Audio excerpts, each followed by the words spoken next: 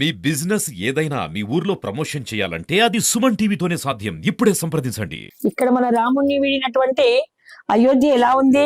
రామచంద్రుని వీడిన అయోధ్య నగరము అమావాస్య నాటి ఆకాశమై మసక భారీ ఉండే కొలది మాసములండి చేతలుడిగిన దశరథమహారాజు మిథిలాధిపతి పంపిన వార్త విని ఉదయముప్పంగా పుత్రోత్సము చాలగలిగి పులకించి జనకాహ్వానమున మిక్కిలి సంతసించి సుతుల బంధు జనాల తన ప్రజలకు మును ముందుగా రథములు కట్టించి మిథిలకు పంపే. ఎప్పుడైనా కష్టం అనేది ఎప్పుడు ఉండదు, చీకటి అనేది ఎప్పుడు ఉండదు. మనకు రామాయణం చెప్తోంది.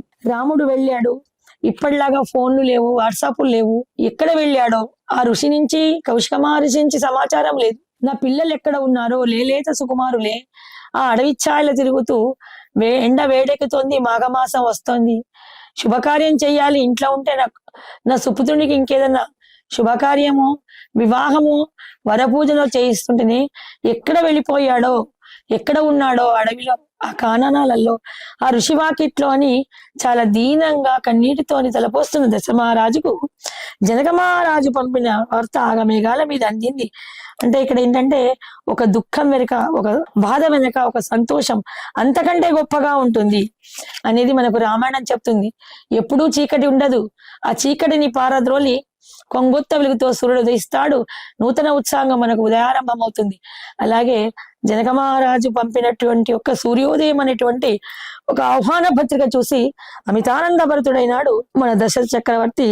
వెంటనే బంధు జనాలందరికీ కూడా ఆహ్వాన పత్రికలు వచ్చినాయి. మనం మిథిలా నగరానికి వెళ్ళాడు. ఇవాళ నా సుపుత్రుడు ఘనకార్యం చేసి శివచాపాన్ని ఎత్తుపెట్టాడు, సీతామహాలక్ష్మిని గెలుచుకున్నాడు. కొత్తగా వధూవరులను ఆస్వాదించడానికి మీరంతా తప్పకుండా రావాలి, వెంటనే నిశ్చయతాంబూలాన్ని ఏర్పరచుకుందాము అని వాళ్ళందరినీ కూడా హడావుడిగా వెంట రథాలు కట్టించి మిథిలా నగరానికి పంపుతున్నాడట. మున్ముందుగా ఎవరిని పంపాడు? మంగళకరమైనటువంటి శుభపత్రికలు రాయడానికి తమ కులగురువులైనటువంటి వశిష్ఠ వామనుష్య శృంగాది ఋషిగణంబులగూడి చతురంగ బలాల సతీ సహితుడై దశరథ మహారాజు శ్రీరామ కౌతుక మంగళాచరణంబునకై మిథిలా నగరానికి తరలి వచ్చి కడుమోదంబున. అలాగా వశిష్ఠ వామాది ఋషులందరూ కూడా కూడి దశరథ మహారాజు శ్రీరామ కౌతుక మంగళాచరణమునక అంటే నిశ్చయితాంబూలం ఏర్పరచుకోవడానికి జనక మహారాజు ఆహ్వానం మేరకు మిథిలా నగరికి వెళుచున్నారు.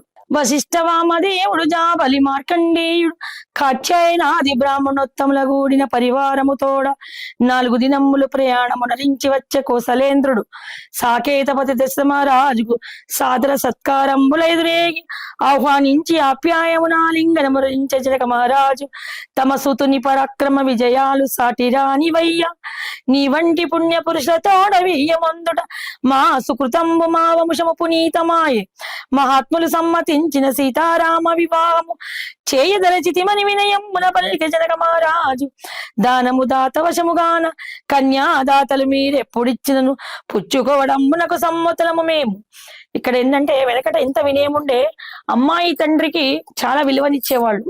ఇప్పుడు ఈ కాలంలో ఏంటంటే ఏమైనా అబ్బాయి తండ్రికి గౌరవ మర్యాదలు మధ్యలో వాళ్ళు అలిగి వెళ్ళడాలు, దానం ఇచ్చేవాళ్ళు మీరు, పుచ్చుకునే గ్రహీతలము మేము. కాబట్టి మీరు ఎప్పుడు అనుకుంటే మీకు నచ్చినప్పుడు మీకు వీలైన ముహూర్తాన్ని నిర్ణయించండి అని చాలా వినయంగా చెప్తున్నాడు దశరథ మహారాజు.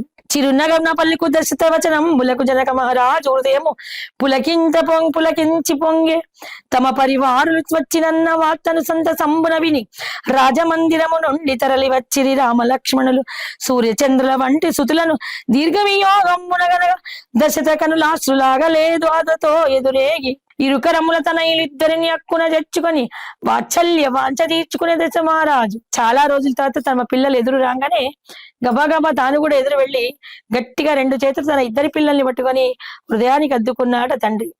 చరణాల ప్రణమిల్లిన సుతుల శిరమ్ముల నానగ్గ ఆగ్రాణించి సుతులిద్దరి తోడ తమ మందిరముకే దశరథ భూపతి.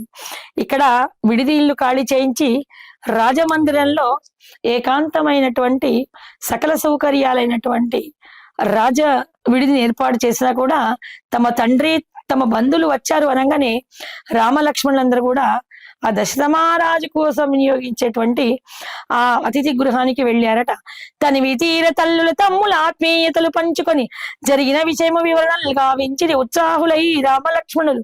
పిల్లలందరూ వాళ్ళు ఎక్స్కర్షన్ అటు వెళ్ళరాగానే ఎంత ఉత్సాహంగా వాళ్ళ అమ్మ వెంట తిరుగు, కిచెన్ లో ఎటు పెడితే అటు అక్కడ ఇలా జరిగిందమ్మా, అక్కడ అలా జరిగిందమ్మా అని ఎట్లాగా చెప్తుంటారో రామచంద్రుడు కూడా అన్ని దాటగవదను అల్యాశాపం వరకు ఎట్లా ఎట్లా యజ్ఞరక్షణ చేశాడు, గంగానది అవతరణము అన్ని కూడా వాళ్ళ అమ్మలకు చక్కగా హడావుడిగా చెప్తున్నాడంట.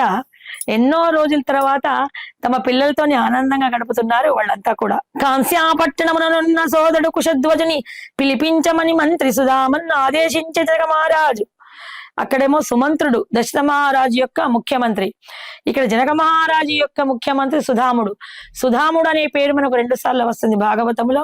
శ్రీకృష్ణ పరమాత్మ యొక్క ప్రియ స్నేహితుడు సుధాముడు అని కుచేలుడు అని కూడా అంటారు. ఇక్కడనేమో సుధాముడు మన జనక మహారాజు యొక్క మహామంత్రి. వియాలారు వచ్చి విడిది చేసి ఉండిరిపురంబున జనక రాజునకు మదిన వేగిరము నిండి తోచదాయి సపరివారముగా వచ్చిన తమ్మునికి అన్ని వివరించి దశరథ పరివారమునకు విందుకు ఆహ్వానించే జనక భూపతి. కుశధ్వజుడు శతానందుడు మంత్రి సుధామాదులు అతిథి గృహమునకేగి సాదరమును ఆహ్వానించి దశరథ పరివారము సర్వమును మహారాణి సునైన మంత్రి సతులు తోడి కోడళ్ళు తోడు రాగా విడిది గృహమునకేగి ఆహ్వానించి మహారాణి కౌసల్యాదులను మంత్రివర్గముల తోడ మహారుషుల తోడ సతి సుత పరివారుడై జనక సభకు విచ్చేసి సాకేత భూపతి విదేహ నగర సుందరమెంతో లరించే అయోధ్యపతిని విజయవచనంబుల విధి వర్ష స్వాగతంబులు పలికిరి జనక పరివారము. ఘన స్వాగతముల శ్రీజనులంతంతపురము చేరిరి. సీతను గనిన రాజసతుల్ మువ్వురు ముచ్చటపడిరి. ఎప్పుడెప్పుడు తమ కోడల్ని చూడాలా, చాలా సౌందర్య రాశి అని విన్నామే అని చక్కగా 3 రాణులు దశరథ మహారాజు యొక్క మహారాణులు అయినటువంటి కౌసల్య, సుమిత్ర, కైకేయులు సునైనాదేవి ఆహ్వానం మేరకు అంతఃపురానికి వెళ్ళారు. అక్కడ 16 కళలతో విలసిల్లుతున్నటువంటి ఆ సీతామహాలక్ష్మి సౌందర్య రూపాన్ని చూసి చాలా ముగ్ధంగా ఎంత బాగుంది మా తల్లి అని ఎంతో సంతోషపడిపోతున్నారట. సభారంభమున జనక దశరథరాజులకు శుభవచనాలు పలికి సభనుద్దేశించి వచించ వశిష్ఠ మహర్షి శాశ్వతుడు నిత్యుడు అవ్యక్తుడైన బ్రహ్మ సృష్టించే భూమండలమున మరీచి అనుమాత్ముని. ఇక్కడ వీళ్ళ వంశ చరిత్రను చెప్పాలి. పెళ్లి చేసేటప్పుడు వివాహానికి ఏదో అదరాబదరాగా అక్కడ అమ్మాయింది ఇక్కడ అబ్బాయి ఉందని చేయడం కాదు. ఇటు 7 వంశాలు అటు 7 వంశాలు. వీళ్ళకు పుట్టబోయే పిల్లలకు ఈ 7 వంశాల యొక్క పోలికలు వస్తాయి. అందులో ఎవరైనా క్రూరుడు రాక్షసుడు ఉంటే అతని ఆ వివాహాలకు అర్హుడా కాదా? ఇక్కడ అమ్మాయి తండ్రి మంచిగా ఉంటే కాదు, వరుడు తండ్రి మంచిగా ఉంటే కాదు. మరి తాత ఎటువంటి వాడు, పెద్ద రౌడీ ఫెలోనా, వాళ్ళ ముత్తాత ఎవరైనా చంపారా, ఇలాంటివన్నీ మన 7 పీఢీల వరకు చూస్తూ మంచి చూడాలి. వీళ్ళ వంశం ఎటువంటిది అని వశిష్ఠ మహర్షి చెప్తున్నాడు. శాశ్వతుడు నిత్యుడు వ్యక్తుడైన బ్రహ్మ సృష్టించే భూమండలమున మరీచి అను మహాత్ముని. ఆ మరీచికి కశ్యపునకు సూర్యునకు మనువునకు వైవస్వంతమను జనించిది. వైవస్వంతమను ప్రజాపాలన గావించి ప్రజాపతి కాగా అతనికి జనించిన ఇక్ష్వాకుతులి రాజ్యం ఏర్పరిచి పాలన చేసినాడు. ఈ సూర్యవంశమున ఇక్ష్వాక సగర భగీరథ హరిశ్చంద్రాది మహాత్ములు దిలీప రఘు మహారాజుల వంటి ఉత్తమోత్తములైన సత్యవ్రతులు జనించిరి. ఇది మామూలు వంశం కాదయ్యా జనక మహారాజా. గొప్ప గొప్ప మేధా సంపత్తి గల వారు, వీర పరాక్రమ రణధీరులు, సత్యవచనలు, ధర్మపరులు అయినటువంటి మహాత్ములు జన్మించిన ఈ సూర్యవంశము. భగీరథునకు కాకస్తుడు, అతనికి రఘువునకు ప్రవృద్ధుడు, అతనికి సుదర్శనకు అగ్నివరుణుడు, అతనికి శీఘ్రునకు మరుగుడు, అతనికి ప్రశుక్రునకు నహూషకుడు, అతనికి నభాగుడు, అతనికి దశుడు, అతనికి అజమహారాజుకు దశరథ మహారాజు జనించి ఇక్కడి వరకు వచ్చారు. ఆ దశరథ మహారాజు మహాపుణ్యశాలి. దశరథునకు పుత్ర కామేష్టిన జనించిన వరప్రసాదితలు రూపగుణోత్త సరి సమానులు రామ లక్ష్మణ భరత శత్రుఘ్నులు రాకుమారులు 4 సకల విద్యా సృష్టిలు ఆత్మీయతన బంధముల సృష్టికి ఆదర్శప్రాయులు. ఆత్మీయత అనుబంధాలను అంటే వీళ్ళని చూసే నేర్చుకోవాలి. అన్నదమ్ములు ఎలా ఉండాలి, పుత్రులంటే ఎలా ఉండాలి, ఒక తండ్రికి పుత్రుడు ఎంత వినయ సంపన్నంగా ఉండాలి, ఒక గురువుకు ఒక శిష్యుడు ఎలా ఉండాలి, అన్నదమ్ములు ఎలా కలిసిమెలిసి ఉండాలి అనే దానికి వీళ్ళను ఆదర్శపాయంగా తీసుకోవాలి యుగ యుగాల వరకు. అటువంటి పిల్లలయ్యా, చాలా చక్కటి పిల్లలు. జనక మహారాజా, ఎన్ని జన్మలో అదృష్టం ఉంటే సాక్షాత్ మహావిష్ణువు వంటి అల్లుడిని పొందావయ్యా అని చెప్తున్నాడు. పరిశుద్ధులైన ఈ వంశజులందరూ పరమధార్మికులు, వీరాగ్రేసరులై రామలక్ష్మణుని సుతులిద్దరిని పరిణయమునరించు. ఈ ఇద్దరి రాకుమారులకు నీ ఇద్దరు కూతుళ్లను, ఒకరు నీకు దత్తపుత్రికైన సీతామహాలక్ష్మిని, నీ కన్నపుత్రిక అయినటువంటి ఊర్మిళాదేవిని లక్ష్మణునికి ఇవ్వు. వీళ్ళిద్దరు కూడా ఒకేసారి నా వెనువెంట వచ్చారు అని విశ్వామిత్రుడు సూచించగా పరమానందంగా ఒప్పుకున్నాడు జనక మహారాజు. వశిష్ఠ మనచోచనంబుల జనక కుశధ్వరచులు ఆనంద పరశులని ఇక్ష్వాకుల వంశీల చరిత విని తరించి ముని శ్రేష్టమా కన్యాదాతనైన మా వంశము గూర్చి నిరవశేషముగా చెప్పదలచితిని. తమ వంశ వృక్షము వివరించే జనక మహారాజు, మా పూర్వుడు, ఇక్కడ చంద్రవంశం యొక్క చరిత్ర చెప్తున్నాడు జనక మహారాజు. మాకు పూర్వుడు వినిమి చక్రవర్తి పరమ ధార్మికుడు, మహాబల సంపన్నుడు, అతనికి జనించే సత్పురుషుడు. సత్కురునకు మిది అతడు నిర్మించే ఈ మిథిలా నగరము.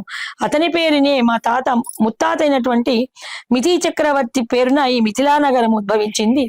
ప్రథమ జనక మహారాజుగా రాజ్యపాలన చేసిన పుణ్యశాలి అతడు. మిదికి జనించే ఉదావసు, అతనికి నందివర్ధనుడు. నందివర్ధనులకు సుకేతుడు, అతనికి దేవరాతుడు. మహాబలవంతుడు ధర్మారోపుడు. రాజరిషైన దేవరాతులకు బృహర్రథుడు, అతనికి మహావీరుడు. అతనికి సుధృతి జనించిరి. సుధృతికి ధైర్యవంతుడన దుష్టకేతువు రాజఋషిగా పేరుగాంచే. మా కుటుంబం, మా వంశం కూడా సామాన్యమైనది కాదు. మహాపురుషుడు జన్మించినటువంటి, మహాయజ్ఞాలు చేసినటువంటి రాజఋషులను పొందినది మా వంశము. సుధృతికి ధైర్యవంతుడైన దుష్టకేతువు రాజఋషిగా పేరుగాంచి సుధార్మికుడైన దుష్టకేతులకు హర్వశ్వుడు, అతనికి మరువునకు ప్రతికుందుడు. అతనికి కీర్తిధరుడు, అతనికి దేవమీరునికి విభుతుడు. అతనికి మహాకృతుడు, మహాద్రుకునకు కీర్తిరాతుడు. అతనికి మహారోమునకు స్వర్ణరోముడు. అతనికి అశ్వరోముడు జనించినారు. పరమ ధార్మికుడైన నా పితృదేవులు అశ్వరోమునకు శీరధ్వజుడను, నేను జ్యేష్ఠుడిగాను. నా సోదరుడు కుశధ్వజుడు జనించిదిమి. చిన్ని ప్రాయుడైన నా సోదరుని నాకు అప్పగించి మా తండ్రి గారు తపోవనమకేగి స్వర్గస్థులైరి. అప్పుడు జనక మహారాజుకు అతని తమ్ముడైనటువంటి కుశధ్వజునికి కూడా ఎంత గ్యాప్ అంటే 16 సంవత్సరాల తేడా ఉందట.